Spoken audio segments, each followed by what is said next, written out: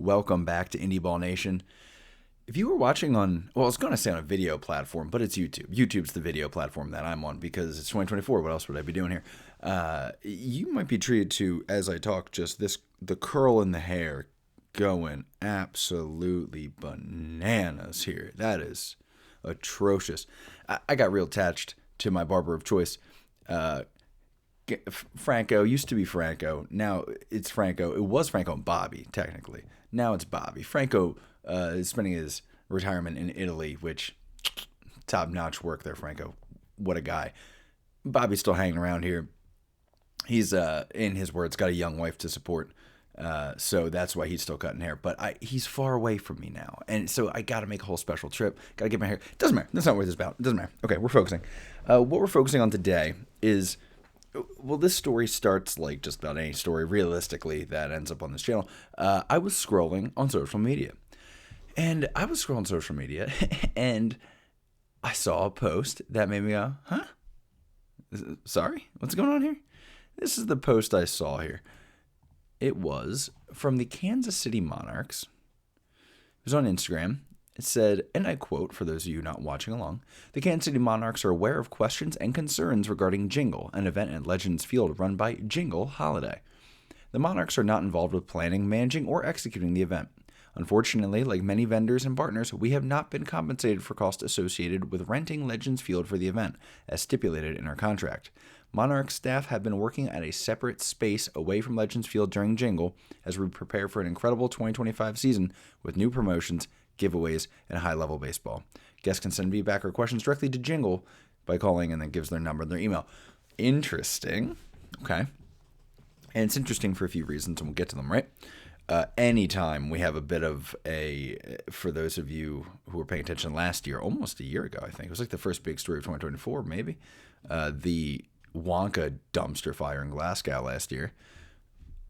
You're interested. I think there was another thing with like, the Bridgerton ball somewhere, which was kind of the same thing. It was like in Detroit too. Like, stop picking on Detroit. So you have my attention. I'm interested. Where do I go first? From any time I see something on Instagram, I go straight to Facebook because Facebook comments tend to be fire and tend to be really airing out the dirty laundry here. This guy, first and foremost, drops an "I don't buy it." Mark McKee is the CEO of the Kansas City Monarchs, as well as CEO of Jingle Kansas City. I'm going to get to that. That's not accurate. He's not. He used to be a CEO of Kansas City Monarchs. Almost accurate, but he's not right. This guy, a lot of talk about it. I don't really see how they're at fault. Employees not being paid and vendors are not being compensated. Tough one. I heard nothing but bad things. This is not just the KC location. Look online what people have been saying. So obviously something's going on here, right? Okay. Messy. And you don't love it because the Monarchs have been a little bit messy lately. And the Monarchs were seen as like pretty legit. And then things are getting a little weird. So I decided to do some digging. Here's the relevant articles I found. We'll take a walk through and we'll see if we can come to a conclusion or two here, or at least a suspicion or two. So first article here is from Fox 4's Alyssa Mueller. This is back in August. And she was doing a bit of the early work here, just covering the basic early marketing.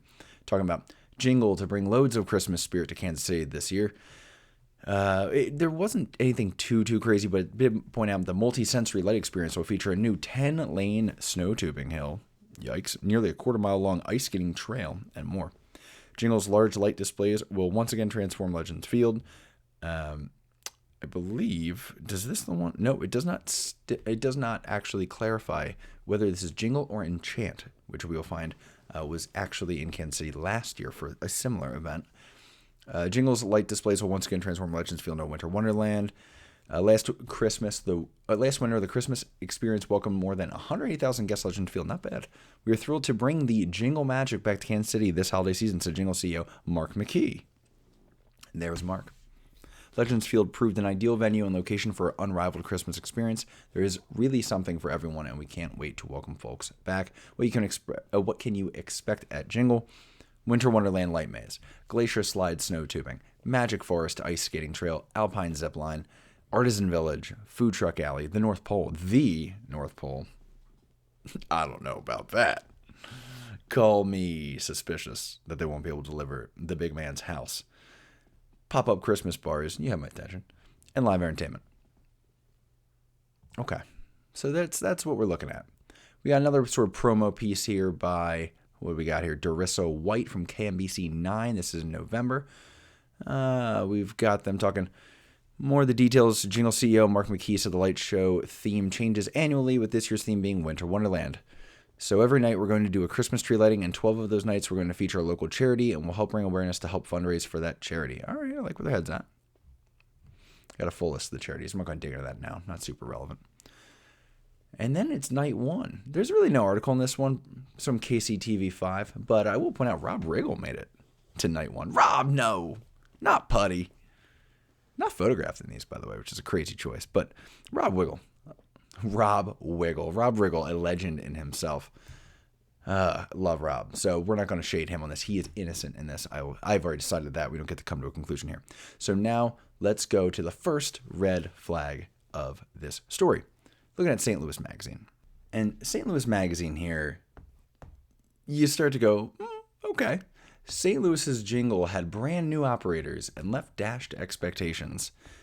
The O'Fallon event has been called the Fire Festival of St. Louis over high ticket prices and subpar conditions. That's a little harder than me comparing to the Glasgow Wonka situation, but I do think it's a little closer to that, but we'll deal with it.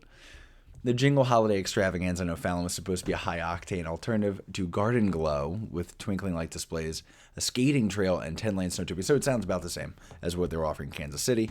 It's been dubbed the Fire Festival of St. Louis on Reddit, with a flood of complaints from dissatisfied attendees, at least one of whom broke her leg heading to that story for a sidebar. Oh my gosh. All right.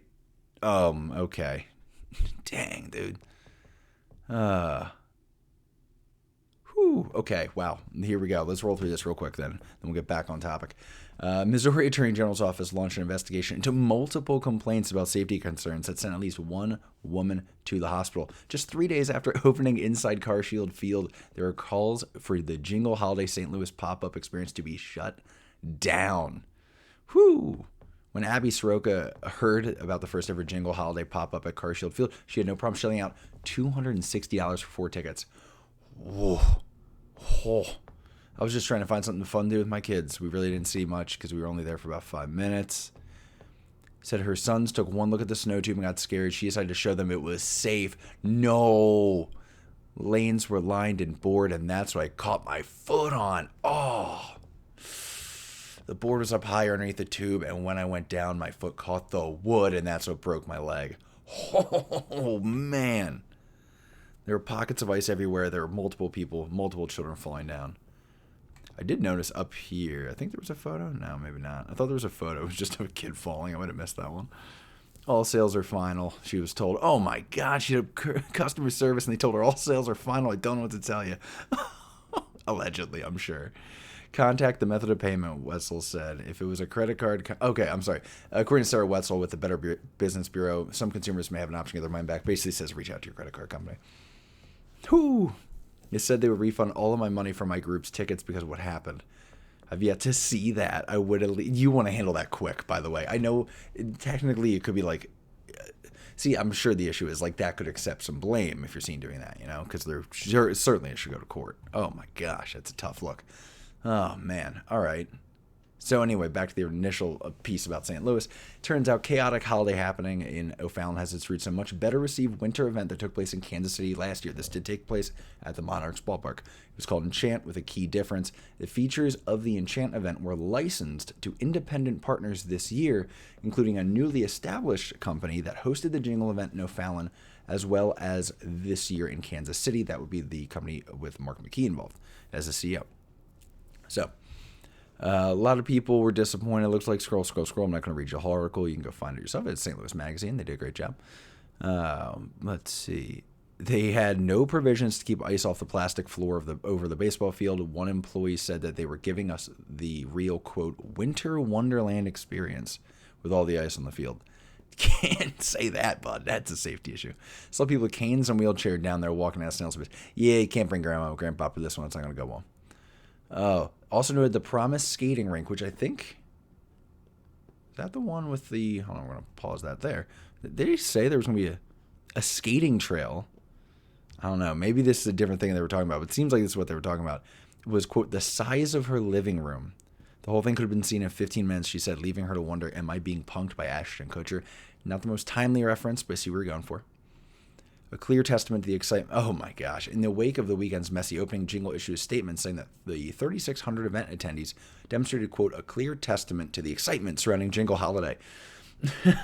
They added, however, that's always it. However, where's Stephen A. Smith? However, we acknowledge areas for improvement and are actively implementing changes to ensure every guest has an exceptional experience. We were deeply disappointed that we did not exceed all of our guest expectations. Well, we read that one over for sure. Oh, man. The Enchant concept, this is useful. The Enchant concept, and by extension, Jingle, has its roots in Vancouver, where a group of friends found success hosting, quote, an outdoor light maze adventure in 2016. The Enchant Company soon took the concept to other cities, beginning with an event at Texas Rangers Stadium in Arlington, Texas. All right, so then according to a spokesperson for Jingle, the group that ran the Kansas City event last year approached Enchant about licensing its Christmas light displays for events in Missouri. Mark McKee, who until January was CEO of the Kansas City Monarchs, there you go, an independent baseball team that plays at Legends Field. Hey, they correctly identified them. Usually they get written off as a minor league team, so I do respect the work. Established Epic Holiday LLC this past May, state record show. That's always a good sign, setting up the LLC just months before the event. McKee's company is now operating the Jingle events in both Kansas City and O'Fallon. While the Kansas City version has not faced the same level of backlash, give it time, it has drawn largely negative reviews on its own Facebook page, with many comparing unfavorably to last year's Enchant. Man, let's see if we got anything else here. Yeah, okay, so Enchant tells SLM, basically, our licensed light designs bring a touch of Enchant Christmas magic to their licensed event partner experience. However, each partner event is independently organized and curated, offering its own distinct celebration of the season. Wow. Okay. So, getting more of an idea of what happened here, I think. Finally, this is the real recent post, which I think prompted the Instagram post. This is an article from Krista Tatchell, I believe it is, with KMBC News. Opening with, this is a shame, what a horrible company to work for, said Jingle KC musician Callie Beckman. That's a hot start to an article. I was also promised I would be paid every week. I am still waiting on pay for my performance back on December 6th, plus everyone since then. It is like a month ago. Beckman was hired as a pianist and singer to play at Jingle KC this year. She said she last received a paycheck on December 12th. She is owed $600, been mailing the Jingle KC's accounting team for an explanation, but has not received a response. That's good. She's apparently not alone. Great. Got a DJ here that's owed. Got a musician here that's owed. So, okay, we're getting an idea here. And again, sounds like the Monarchs are owed money too, which is wild considering it's wild on a couple fronts. And let's now talk about, should we be blaming the Monarchs for this? Because my initial instinct was yes, and I'll get to why. Man, they owe a lot of money. Jeez. All right. Well, anyway, some of you may recall the taco truck event fiasco from last year, where they had to miss multiple games, multiple home games. They had to move them, I think, to Kansas, the college, to play there because the field was damaged by this event. Now, was that fully their fault? No, I don't think so. It was bad weather. Sounds like maybe the other event was kind of like a bit much. So that's all. They basically tried to run the same process they did for sort of resodding the field after a concert, and it was just like fully compressed, if I'm understanding correctly, and they had issues. So while there was a ton of water and they had to do some resodding, they couldn't play there. So not a good look, but tough. But that is why immediately I was like, I have to dig into this because we have another debacle at this ballpark. Now, the interesting notes here must be Mark McKee, former CEO, right? And he drops this quote, we understand, this isn't an email to employees, we understand how distressing and frustrating this news must be. We are working tirelessly to secure the funds and are fully committed to keeping you informed every step of the way. We anticipate having an update on the situation by the end of the day this Wednesday. Okay. That is interesting because for Kansas City, for the Monarchs themselves, to put out this statement that's like, not only is this not us, it is specifically this company. They haven't paid us either. That is very much burning Mark McKee, who you think they'd at least be friends with, right? Because he worked there for years. He was the CEO up until this, like a year ago.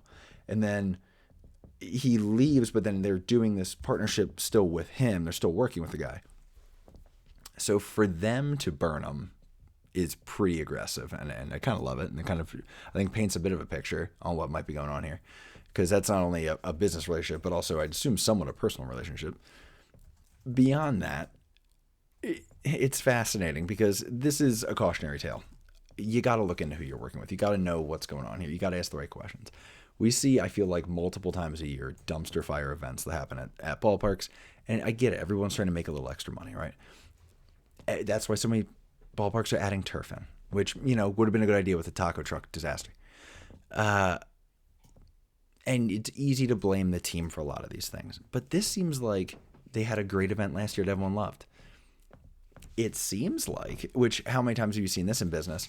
One rich businessman sees someone else's idea and goes, I bet I can do that and do it with better margins. Decides to get involved with it like he did with Jingle, start his own company quickly, probably cut some corners, didn't understand what he's getting into, and now we're here. Now, if I'm Kansas City, you probably should know a little bit about Mark McKee, right? Things didn't necessarily go well under his reign in Kansas City. And for this to happen doesn't seem like a total surprise based on his track records. If I'm Enchant, it seems like a mistake from a young company that really didn't even think they would be doing something like this, and now they are. And now they're, they did it 1 year, probably stretched a little far from home, went Vancouver to Texas, Vancouver to Kansas City. Now they're maybe like, hey, we should probably get someone else maybe doing this because it's a bit much to ask. So they make a deal with this guy who they'd worked with before when they were Kansas City, and he absolutely seems to have punted this. So yeah, you can't have that. Jingle KC worker Rhonda Sutton said she woke up a day ago without pay and was not able to pay her rent. It was hard. I have 3 kids. Yeah, it's the holidays. You can't be doing that. Yeah, no. So what are the takeaways here? Be careful with the events you're running, right? It feels like an oversimplification, but ask the right questions. Don't assume because you have some friendship or some prior business relationship with somebody that they know what they're doing. Ask for maybe really get in the weeds on the plans. And look, they could lie. And maybe they did. Maybe Mark and Jingle lied quite a bit and said, oh, this is great. This is all the money we have, whatever. But I'm going to go ahead and say they probably didn't ask all the questions they needed to. It'll be interesting to see if there's some court cases from this. I'm sure there will be on the leg injury of the mother there. It's just a mess. And there's a bunch of these because we're going to be getting into it. I'm going to try to alternate in baseball on-field and off-field content. So tomorrow we're going to be really in the weeds on some nerdy baseball stuff. So look forward to that. But later this week, we're going to be heading out west to talk about the Pioneer League and some of the off-field shenanigans we have going on over there, especially in Colorado. So you can be ready for that. That's it. That's really all. I don't really have much to say other than if you were wondering if you saw this and wanted to bury the Monarchs on it, don't. Probably not really their fault. They're trying their best. They thought they could trust them, probably, and should have maybe known better. If you want to blame Enchant, probably wouldn't do that either. I feel like there's only one employee really named here, and that would be your friend, Mr. McKee. So maybe we just stay wary of working with him in the future, and I'm sure he can work out some legal matters in the meantime. All right. We'll talk some baseball tomorrow. Have a good one.